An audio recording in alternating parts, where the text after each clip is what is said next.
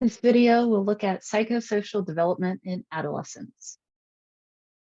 Specifically, we'll dive into self-concept and self-esteem, and then get into Erikson's fifth psychosocial task, as well as Marcia's view of the task of adolescence. We'll also talk about identity development in multiple different areas, such as ethnic identity development, and then get into relationships between parents, peers, and dating relationships. So first off, during adolescence, a teen's vision of themselves becomes more complex, well-organized, and consistent. In early adolescence, teens unify separate personality traits, such as smart and curious, into more abstract descriptors like intelligent. But these generalizations are not interconnected and may even be contradictory.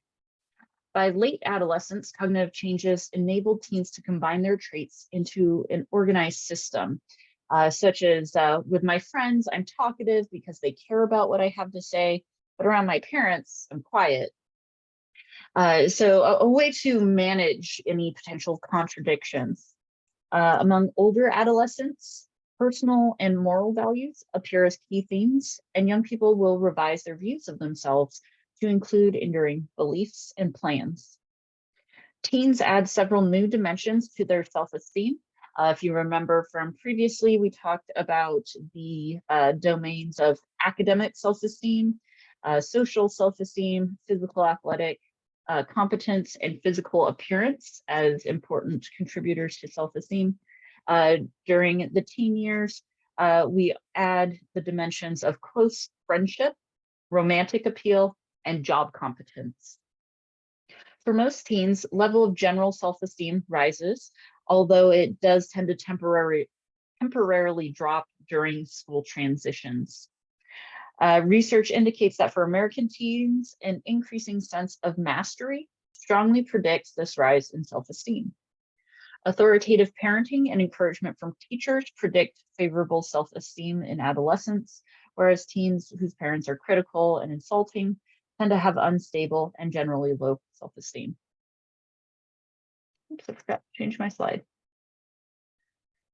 So again, contradictions getting organized, values and moral standards getting added into that self-concept, getting additional domains of self-esteem, and in general, increase in self-esteem. Erikson was the first to recognize identity as the major personality achievement of adolescence and as a crucial step toward becoming a productive, content adult. Constructing an identity involves defining who you are.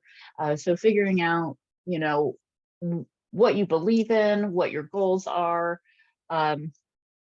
Erikson believed that teens in complex societies experience an identity crisis, a temporary period of distress, followed by a settling on of values and goals.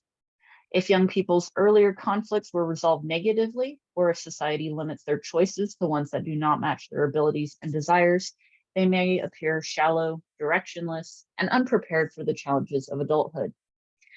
More recent research suggests that most identity formation occurs during young adulthood, which we'll touch on in the next chapter. Current theorists agree that questioning of values and priorities is necessary for a mature identity, as suggested by Erikson. However, they see this process not as a crisis for most young people, but simply a process of exploration followed by commitment. There are various aspects of our identity, some of the common ones: religion, politics, vocation, gender, sexuality, ethnicity. If we don't kind of figure out who we are, what our values are, what our plans and our goals are, we might kind of just fall by the wayside, withdraw from society, and not successfully engage.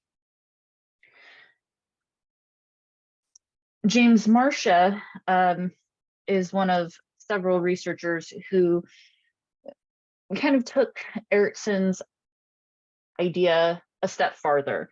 They used the two key criteria from Erickson's theory, that idea of exploration of different aspects of ourselves, and then of commitment, making a choice, a decision to follow through. And using these two key criteria, this leads to 4 identity statuses. So with identity achievement, this refers to committing to values, beliefs, and goals following a period of exploration. You've questioned things, you've looked into it, you've learned more, and now you have achieved that identity or your identity. Identity moratorium refers to engaging in exploration, but you haven't yet reached commitment. So still in that decision-making process, still searching, still experimenting or exploring. We also have identity foreclosure, and this is where young people commit in the absence of exploration. So sometimes we do what our parents expect us to do, or we believe the same things they believe, but we haven't actually explored for ourselves, considered different options. And that doesn't mean you can't end up going with your parents' beliefs or expectations for your job or whatever. It just means that those who haven't taken the time to question and have just adopted those expectations or beliefs from parents, that's foreclosure, whereas it's achievement if you have questioned them yourself. And then we also have identity diffusion, and that is an apathetic state characterized by a lack of both exploration and commitment. Whereas Erickson had 2 possible statuses, you see here with James Marsh's theory, 4 possible statuses, identity achievement, correlating with Erickson's version, and identity diffusion correlating with role confusion in Erickson's model. So some people remain in one identity status, whereas others experience many status transitions. The pattern often varies across identity domains, such as vocation or religious beliefs or political beliefs. So, you can have achievement in one domain, you might be in moratorium for a different domain. That's definitely possible. Most young people move from the lower statuses like foreclosure or diffusion to the higher ones, moratorium or achievement, between their mid-teens and mid-20s, but as many remain stable and some even move in the reverse direction. Attending college helps to promote identity development by providing students with expanded opportunities to explore career options and different lifestyles and values. Adolescents of both sexes typically make progress on identity concerns before experiencing genuine intimacy in relationships. And Erickson, in fact, believed that it was required to successfully achieve your identity before moving on to intimacy versus isolation, his next conflict. Believing that if we have our identity, when we go to engage in a true intimate relationship, we're able to make compromises without losing our sense of self, without the relationship becoming our identity. So he saw it as a requirement. Ethnic identity refers to how people come to terms with who they are based on their ethnic or racial ancestry. When an individual is from a non-dominant group, they must be aware of the customs and values of those of the dominant culture. The reverse is rarely the case, so it tends to be a less salient task or a less noticeable, less important task for people of the dominant culture.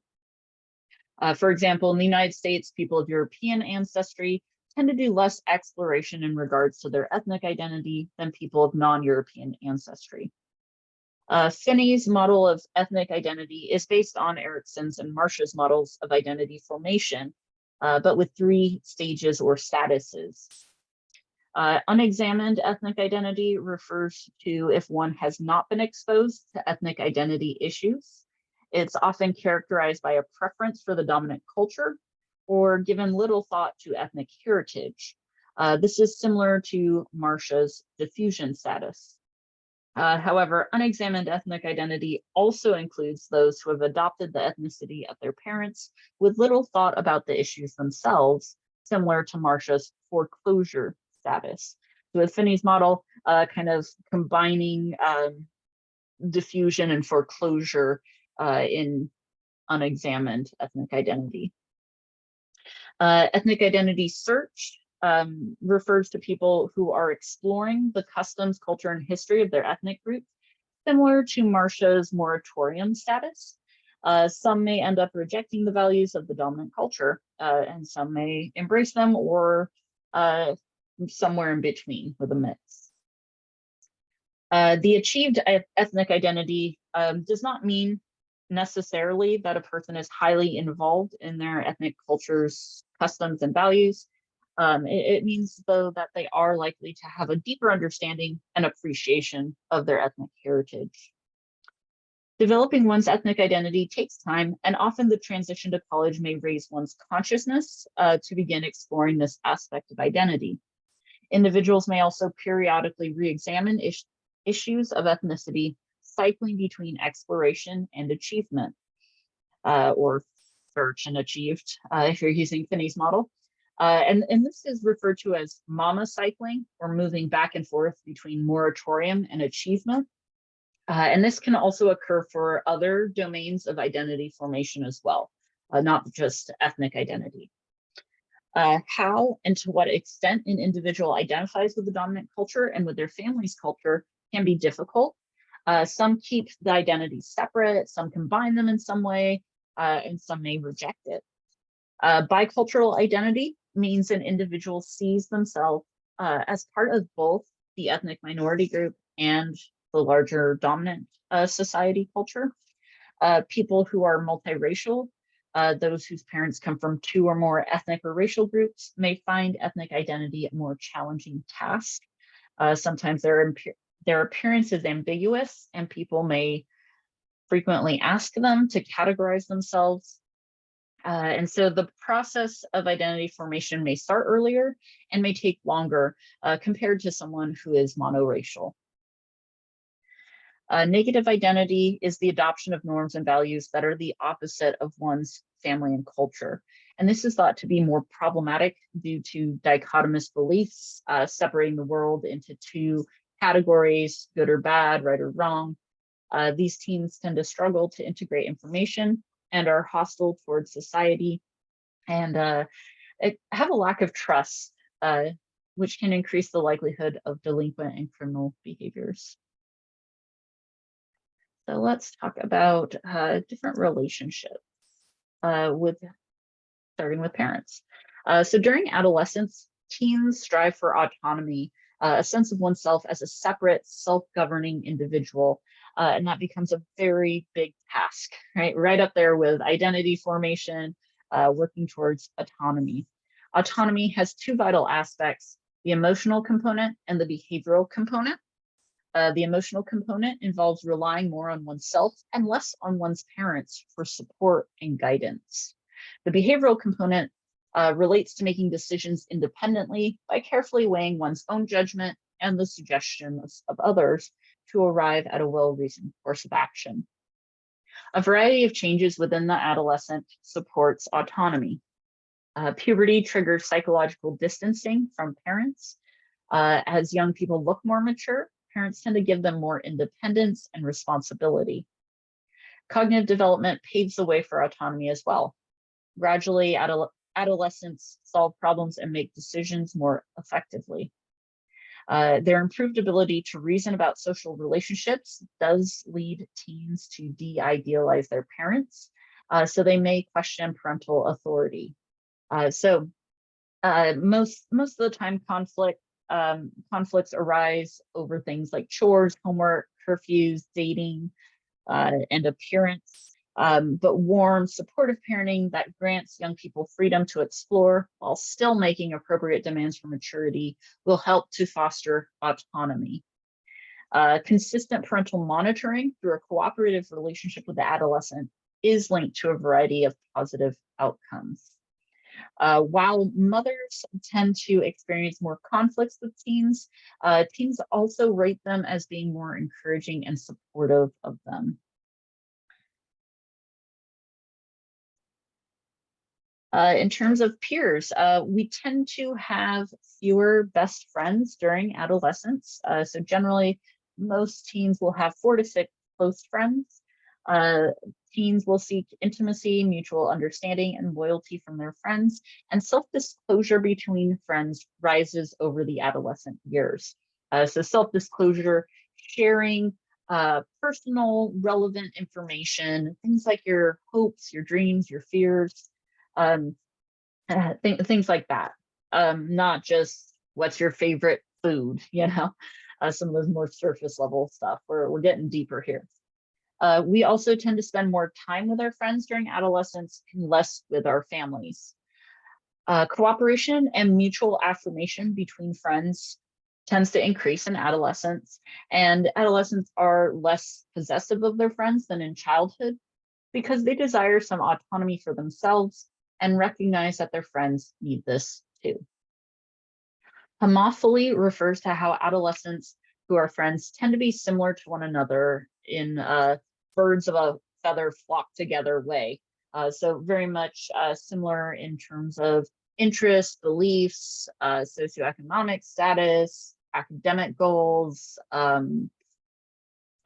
many different categories. And that doesn't mean that you can't be friends with people who are different than you, but that you are more likely to be friends with people who have several similarities to you than people who have a lot of differences.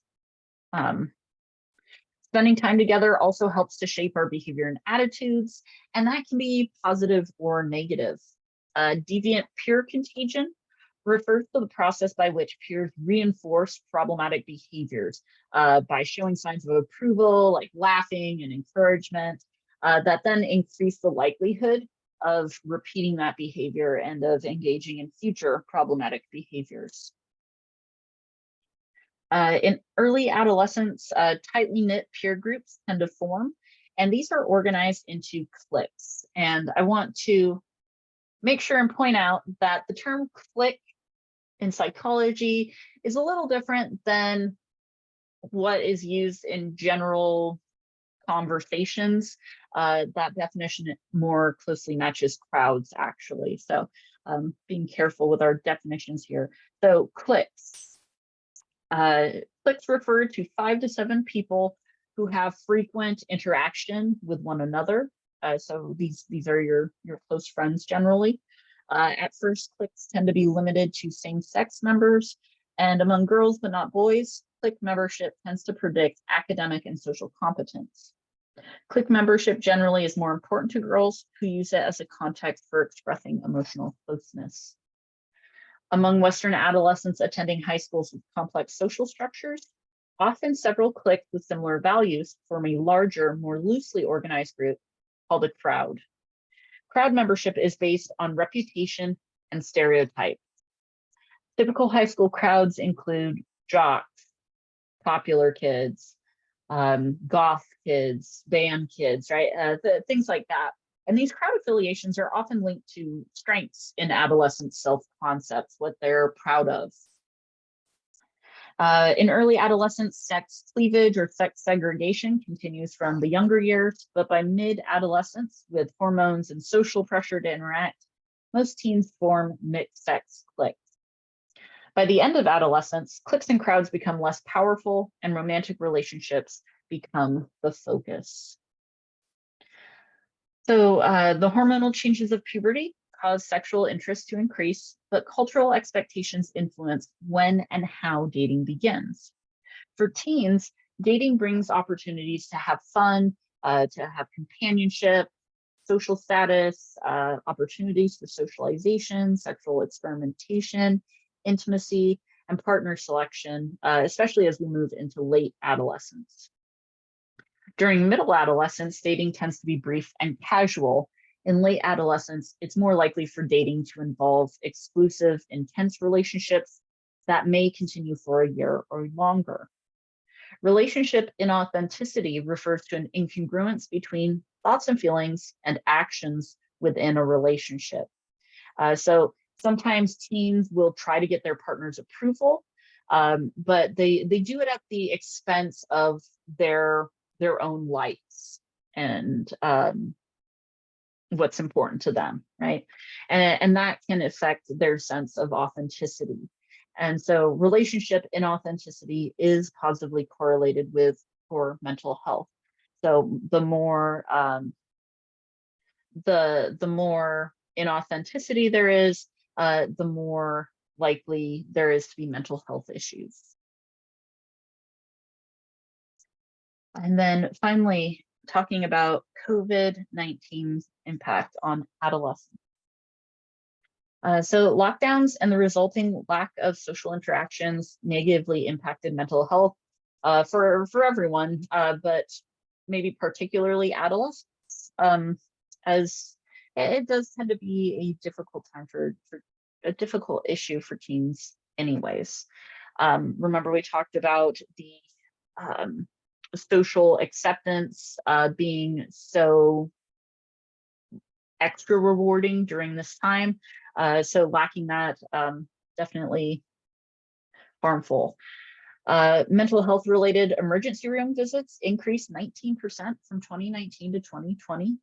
Researchers found that insurance claims increased for disorders like substance abuse, adjustment, generalized anxiety, major depressive disorder, and for overdose and self-harm concerns among 13 to 18-year-olds.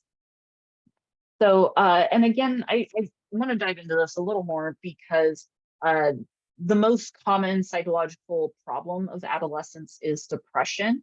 And so that risk increases sharply from ages 12 to 16 in industrialized nations, with teenage girls twice as likely as boys to report persistent depressed mood. If allowed to continue, depression seriously impacts social, academic, and vocational functioning. And this is more than like mood swings. Okay, so when we say depression, common symptoms include things like having a general and lasting feeling of hopelessness and despair, an inability to concentrate, which makes reading, writing, and conversations difficult, changes in physical activity such as eating, sleeping, and sex, frequent physical complaints with no evidence of physical illness, experiencing a loss of self-esteem, which brings on continual questioning of personal worth, withdrawal from others due to immense fear of rejection, threats or attempts to commit suicide, hypersensitivity to words and actions of others, and general irritability, misdirected anger, and difficulty in handling most feelings, feelings of guilt in many situations, or extreme dependency on others. So if you have multiple symptoms and they're lasting for 2 weeks or more, might be time to seek help, talk to a counselor. Depression is moderately heritable, and research suggests that the pubertal hormone changes we experience play a role in depression. Genetic and hormonal risk factors seem to sensitize the brain to react more strongly to stressful experiences. In a vulnerable young person, numerous negative life events may spark depression. For example, failing at something important, parental divorce, or the end of a close friendship or romantic partnership. Girls are generally more prone to depression than boys, and this is thought to perhaps be due to greater stress reactivity and gender-typed coping styles, such as passivity, dependency, and a tendency to ruminate. So these seem to be involved. Girls with either an androgynous or a more masculine gender identity show lower rates of depressive symptoms. And androgynous gender identity, referring to having high levels of both traditionally masculine and traditionally feminine traits. So when someone is experiencing depression, a lot of the times we kind of do the very worst thing with the best of intentions. And that is because our natural response to somebody who is feeling bad is to try and cheer them up, to try and make them feel better. And that usually takes the form of reminding them of all the good things in their life, of really how lucky they are for all they have, and how much worse many other people in the world have it. And again, the idea, the intention is to cheer up the depressed person. But what's really been communicated unintentionally is that you have no right to be depressed, right? You really are inadequate or selfish to be feeling like that. And so it actually ends up making an individual feel even more depressed because it's invalidating the real emotions they're feeling and tells them they shouldn't be feeling that way. So now they're less likely to tell you about their feelings and to stuff their feelings down more. And that is one of the psychological factors in developing depression is stuffing down feelings. So with authentic feelings stuffed down, one feels superficial and out of contact with oneself and the world, and eventually may not be able to contact their feelings at all. Instead, avoid saying things like, I know just what you're feeling, because even if it's true, an adolescent might not hear that. It might not ring true to them, particularly because of the personal fable, right? The idea that they're unique and nobody really understands what they're going through. Rather, the best thing to do for people who are experiencing depression is to show empathy. Let them know you're concerned. Let them know you care. Allow them to be where they are without trying to change or control their mood. Just remind them you're there for them. And that tends to be the most helpful thing you can do for a depressed friend. Profound depression in adolescence does predict depression in adulthood, and depression can lead to suicidal thoughts. It is not, the guaranteed that if someone is experiencing depression that they will have suicidal thoughts, but it is one of the possible symptoms. The US suicide rate increases from childhood into middle adulthood, but it jumps sharply at adolescence. It is the third leading cause of death among American youths. The suicide rate tripled between the mid-1960s and mid-1990s, followed by a period of little change, and then from the mid-2000s on, a slight increase. Rates of adolescent suicide vary widely among industrialized nations for unexplained reasons. Despite girls' higher rates of depression, the number of boys who commit suicide exceeds the number of girls by a ratio of over 4-to-1. African Americans, Asian Americans, and Hispanic Americans have slightly lower suicide rates compared to European Americans. However, more recently, we have seen an increase in suicide rates among Black teen boys. Native American youths commit suicide at rates 2 to 6 times the national average, probably influenced by high rates of profound family poverty, school failure, alcohol and drug abuse, depression, as well as public policies that have resulted in cultural disintegration. Suicide tends to occur in two types of young. Oops, sorry, forgot one more group that is higher risk. Lesbian, gay, bisexual, and transgender youths attempt suicide 3 times as often as other adolescents. And this is thought to be the result of experiencing more family conflict, problems in romantic relationships, and peer victimization. Suicide tends to occur in 2 types of young people. First, adolescents who are highly intelligent, but solitary, withdrawn, and unable to meet their own standards. And second, among teenagers who show antisocial tendencies and express their unhappiness through bullying, fighting, stealing, increased risk-taking, and drug abuse. Suicidal adolescents often have family backgrounds that include emotional and antisocial disorders and suicide, and they are likely to have experienced multiple stressful life events. However, this is not always the case. Cognitive changes, such as having an improved ability to plan ahead, is one of the reasons we see an increase in suicide rates among teens compared to younger children. So what can we do to help? Schools and community organizations can help prevent suicides by strengthening adolescents' connections with their cultural heritage and providing knowledgeable, approachable, and sympathetic adults, peer support groups, and information about telephone hotlines. Treatments for depressed and suicidal adolescents range from antidepressant medication to individual, family, and group therapy. Until the adolescent improves, removing weapons and drugs from the home is very vital. So removing means for them to attempt suicide is very important. Legislation that limits adolescents' access to guns helps to reduce the number of suicides as well. After a suicide, family and peer survivors need support to help them cope with grief, anger, and guilt. Because teen suicides often occur in clusters, a watchful eye must be kept on vulnerable adolescents. I mean, a lot of the times they avoid publicizing it too much in the media because they're concerned about sparking a whole cluster of suicides. So yes, definitely a big problem even before COVID, and then increased problems with the lockdowns.